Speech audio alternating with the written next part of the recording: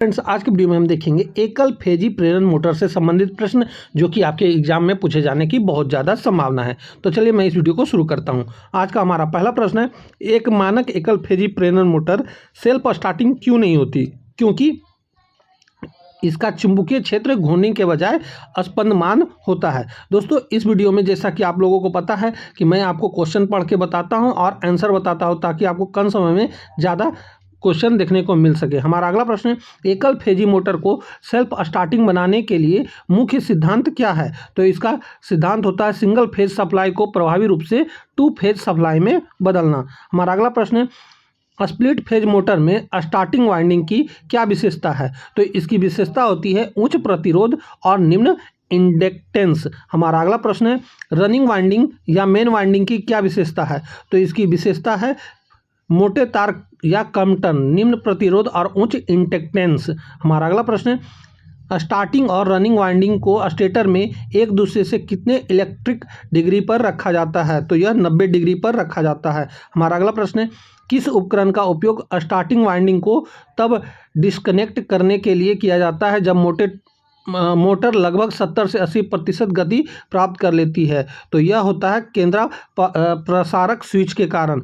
हमारा अगला प्रश्न है, निम्नलिखित में से किस मोटर का स्टार्टिंग टॉर्क सबसे अधिक होता है? तो यह है कैपेसिटर स्टार्टर मोटर का। हमारा अगला प्रश्न है, छत के पंखे में आमतौर पर किस प्रकार की मोटर का उपयोग किया जाता है? तो यह किया जाता है परमानेंट स्लिप कैपेसिटर मोटर का। हमारा अगला प्रश्न है, यदि छत का पंखा धीमी गति से चल रहा है तो सबसे आम संभावित दोष क्या होगा? तो यह दोष होगा कि कैपेसिटर कमजोर हो गया होगा। हमारा अगला प्रश्न है, रेफ्रिजरेटर में के कंप्रेसर में किस मोटर का उपयोग किया जाता है क्योंकि उसे उच्च स्टार्टिंग टॉर्क की आवश्यकता होती है? तो ऐसा होता है capacitor start induction run motor के कारण। हमारा अगला प्रश्न है, किस मोटर के में केंद्र प्रसारक स्विच नहीं होता है? तो यह परमानेंट कैपेसिटर मोटर में। हमारा अगला प्रश्न है, capacitor starter capacitor runner motor में कितने कैपेसिटर होते हैं? तो इसमें 2 कैपेसिटर होते हैं। हमारा अगला प्रश्न है, स्टार्टिंग के लिए उपयोग किया जाने वाला कैपेसिटर आमतौर पर किस प्रकार का होता है? तो यह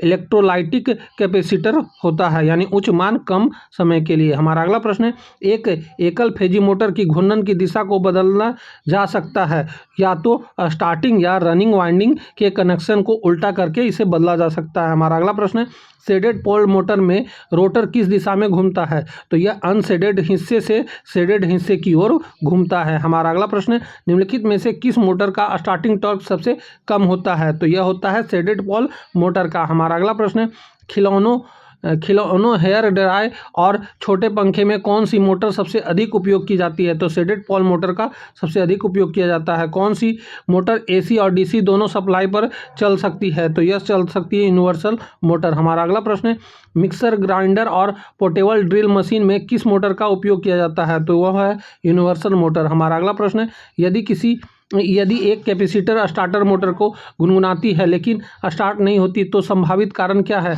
तो इसका संभावित कारण है कैपेसिटर खराब हो गया होगा, या तो केंद्र प्रसारक स्विच खुला रह गया हो, या स्टार्टिंग वाइंडिंग जल गई हो, यानी उपयुक्त में से सभी। हमारा अगला प्रश्न है, यूनिवर्सल मोटर की गति बिना लोड कैसी होती है? तो यह होती है खतरनाक रूप से बहुत अधिक।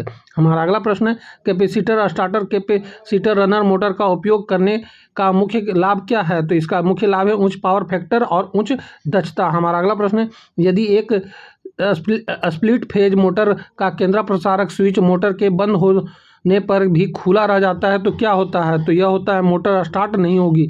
हमारा अगला प्रश्न है, यदि एक स्प्लिट फेज मोटर का केंद्र प्रसारक स्विच रनिंग स्थिति में बंद रह जाता है तो क्या होगा? तो यह होगा स्टार्टिंग वाइंडिंग ओवरहीट होकर जल जाएगी। हमारा अगला प्रश्न है, एक एकल फेजी इंडक्शन मोटर का रोटर किस प्रकार का होता है? तो यह होता है स्क्विरल केज के प्रकार का। हमारा अगला प्रश्न है, एकल फेजी प्रेरण मोटर के लिए डबल रिवॉल्विंग फील्ड थ्योरी क्या बताती है? तो यह बताती है स्पंदनमान चुंबकीय क्षेत्र को 2 विपरीत दिशाओं में घूमने वाले चुंबकीय क्षेत्रों के रूप में माना जा सकता है। हमारा अगला प्रश्न है, वॉशिंग मशीन के वॉश टब में कौन सी मोटर सबसे उपयुक्त होता है? तो यह होता है रेजिस्टेंस स्लिप केज मोटर या कैपेसिटर मोटर। हमारा अगला प्रश्न है, एक पीएससी यानी परमानेंट स्प्लिट कैपेसिटर मोटर में कैपेसिटर डैश होता है, तो यह होता है स्टार्टिंग और रनिंग दोनों के दौरान स्टार्टिंग वाइंडिंग के साथ सीरीज में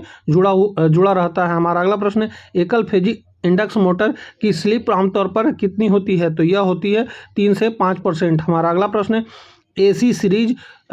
एसी सीरीज मोटर यानी यूनिवर्सल मोटर का स्टार्टिंग टॉर्क कैसा होता है? तो यह होता है बहुत उच्च। हमारा अगला प्रश्न है, कैपेसिटर स्टार्टर मोटर में कैपेसिटर को स्टार्टिंग वाइंडिंग के साथ किस क्रम में जोड़ा जाता है? तो यह जोड़ा जाता है श्रेणी क्रम में। हमारा अगला प्रश्न है, किस एकल फेजी मोटर का पावर फैक्टर सबसे अच्छा होता है? तो वह होता है कैपेसिटर रनर मोटर का। हमारा अगला प्रश्न है, एक रिपल्सन मोटर किस सिद्धांत पर कार्य करता है? तो यह कार्य करता है इलेक्ट्रोमैग्नेटिक रिपल्सन पर। हमारा अगला प्रश्न है, पानी के पंपों में आमतौर पर कौन सी मोटर का उपयोग किया जाता है? तो यह होता है capacitor starter index runner motor का। हमारा अगला प्रश्न है, एक स्प्लिट फेज मोटर का स्टार्टिंग टॉर्क उसके फुल लोड टॉर्क का लगभग कितना होता है?